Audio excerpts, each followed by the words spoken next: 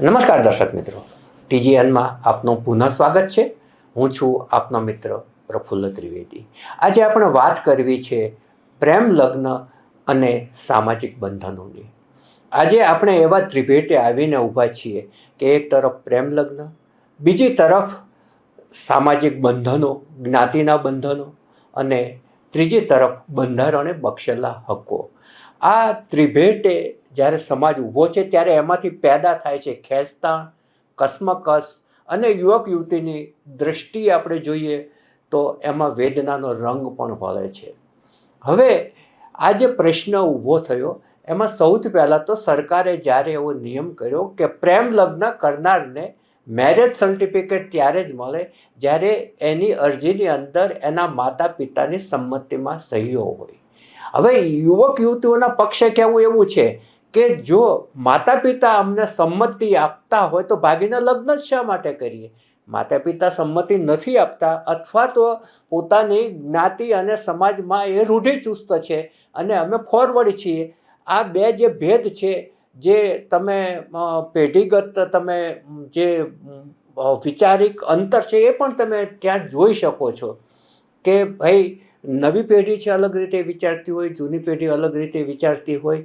એટલે આ આખી જે કસમકસ છે એ અહીંથી પેદા થાય છે. હવે સરકારે આ કાયદો કર્યો. દરમિયાનમાં આપણે જો શરૂઆત કરીએ તો હમણાંના જે ભૂતકાળની, બહુ પાછળ ના જઈએ તો જાણીતી ગાયિકા કિંજલ દવે જ્યારે એના વિવાહ ધ્રુવીલ શાહ સાથે કર્યા, એ એક એક્ટર પણ છે અને ઉદ્યોગપતિ પણ છે, ત્યારે બ્રહ્મ સમાજ બહાર આવ્યો હતો. બ્રહ્મ સમાજે થોડો વિરોધ પણ વ્યક્ત કર્યો અને વિવાદ પણ થયો, પરંતુ ત્યારબાદ બધું ઠાલે પડી ગયું. હવે બીજો પ્રસંગ આવ્યો કિંજલ રબારીનો. કિંજલ રબારી છે એ એક અશોક ચૌધરી નામના યુવકના પ્રેમમાં પડી અને બંને પ્રેમ લગ્ન કર્યા. આ કિંજલ રબારી છે એ પણ એક જાણીતી ગાયિકા છે અને એ લોકોએ લગ્ન કર્યા ત્યારબાદ આખો હોબાળો થયો. રબારી સમાજનો બહુ જ મોટું સંમેલન થયું. ત્યાં અશોક ચૌધરીના પિતા પણ હાજર હતા. એમણે એમ કહ્યું કે તમારી દીકરી અમે પાછી આપી દઈશું, પરંતુ ત્યાં સુધી કોઈને કાંકરી ચાલો ના કરે કે કોઈના પર હુમલો ના કરે, એ ધ્યાન રાખજો, એવી એમણે વિનંતી ત્યાં કરી અને રબારી સમાજે માન્ય પણ રાખી. રબારી સમાજના આગેવાનો એ દિવસે બહુ જ દ્રઢ અને એમની જે વાત હતી કે અમારી દીકરી પરત જ જોઈએ, એ એમનો આગ્રહ હતો.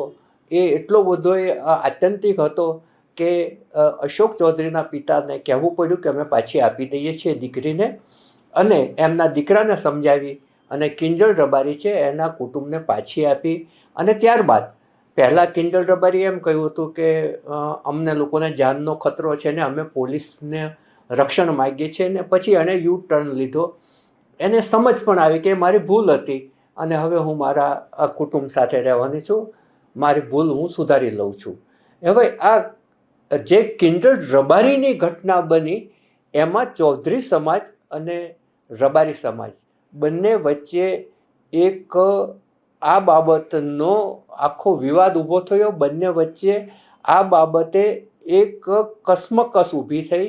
હવે આમાં બીજો એક પ્રશ્ન આવ્યો ચૌધરી સમાજનો કે લગભગ 1.5-2 વર્ષ પહેલાં એક કંકુ ચૌધરી નામની યુવતીએ મહાદેવ દેસાઈ નામના રબારી યુવાન સાથે લગ્ન કર્યા હતા. ભાભરના રૂણી ગામની એ વતની હતી અને એને 1.5-2 વર્ષ દરમિયાન એક સંતાન પણ છે. હવે ચૌધરી સમાજ આજે ભેગો થયો હતો ભાભરની અંદર. બહુ જ મોટી સંખ્યામાં ભેગા થયા હતા એ લોકો, જ્યાં વાવ, થરાદ, પાટણ, મહેસાણા, બનાસકાંઠાના ચૌધરીઓ હતા. એટલું જ નહીં, રાજસ્થાનના આંજણા ચૌધરી સમાજના આગેવાનો પણ એમાં હાજર હતા. અને એમણે કંકુ ચૌધરી અમારી દીકરી અમને પાછી આપો એવી એમણે રબારી સમાજ પાસે માગણી ઊભી કરી. અને પછી આ જે સંમેલન છે એમાં થોડો ટર્નિંગ પોઈન્ટ આવ્યો. કેટલાક લોકો છે એ ઓગળના ઊણ ગામે પહોંચી ગયા અને ત્યાં લાકડીઓથી કેટલાક વાહનોના કાચ પણ ફોડ્યા અને 3 કિલોમીટર સુધી હાઈવેને જામ કરી દીધો, હાઈવેને બ્લોક કરી દીધો. આ આખી ઘટનામાં પોલીસ પણ દોડતી થઈ.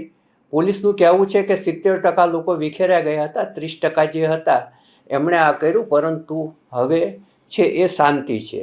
જ્યારે ચૌધરી સમાજની જે મિટિંગ મળી એમાં 64 ગોળ આંજણા ચૌધરી સમાજ એના જે પ્રમુખ છે રજનેશ ચૌધરી, એમણે એમ કહ્યું છે કે 5 દિવસની અંદર અમને અમારી દીકરી પાછી આપી દો અને આ માટે અમે રબારી સમાજના આગેવાનો છે એની સાથે પણ ચર્ચા કરવાના છીએ અને 5 દિવસમાં જો યુવતી પાછી ના આવે તો અમે આગળની રણનીતિ નક્કી કરીશું.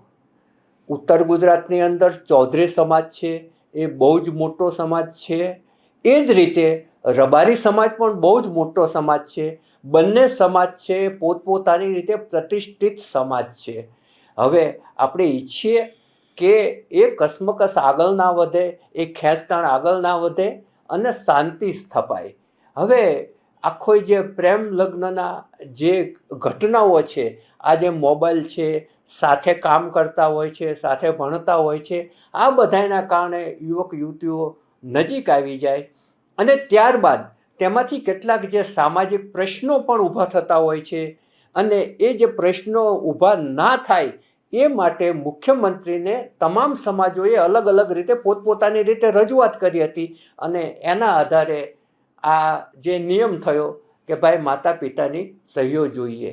પાટીદાર સમાજ આ માગણી કરવામાં સૌથી આગળ હતો, કારણ કે ઘણી વખત એવું બનતું હોય છે કે યુવતી નાદાન હોય અને કોઈ એવો યુવક એની સાથે લગ્ન ગ્રંથિથી જોડાઈ જાય માતા પિતાની સંમતિ વગર અને પછી કાયદા એવા છે કે દીકરીનો પણ ભાગ દીકરાઓ જેટલો જ એની સંપત્તિમાં મળે. હવે કોઈની પાસે મોટી જમીન હોય તો એ જે યુવક છે એની ઘણી વખત નજર યુવતીના પિતાની સંપત્તિ પર પણ હોઈ શકે. એટલે આવી ઘટનાઓ જે બહાર પડવા માંડી, જેને કારણે સમાજમાંથી આવી માગણી ઊભી થઈ. કેટલાક સમાજમાં દીકરીઓની સંખ્યા દીકરાઓ કરતાં ઓછી છે. આ પણ એક બહુ જ મોટી સમસ્યા છે અને તમામ જે જ્ઞાતિ સમાજ છે એ પોતાની દીકરી પોતાના સમાજમાં જ રહે એ માટે આગ્રહી હોય છે, જેમાંથી આ બધા પ્રશ્નો ઊભા થાય છે. ઈચ્છીએ કે ઉત્તર ગુજરાતની અંદર ચૌધરી સમાજ અને રબારી સમાજ વચ્ચેનું જે મન દુઃખ આ બાબતે થયું છે એ ઝડપથી એનો નિવેડો આવે, શાંતિ સ્થપાયેલી રહે અને સૌ જે પોતપોતાના પ્રશ્નો છે એ શાંતિપૂર્વક હલ થાય. અત્યારે બસ આટલું જ. અમારી આ રજૂઆત આપને ગમી હોય તો ચોક્કસપણે એને શેર કરશો, સબસ્ક્રાઈબ કરશો, એના પર કોમેન્ટ પણ કરશો. નવા વિષય સાથે ફરી મળીશું. ત્યાં સુધી મને આપશો રજા. નમસ્કાર.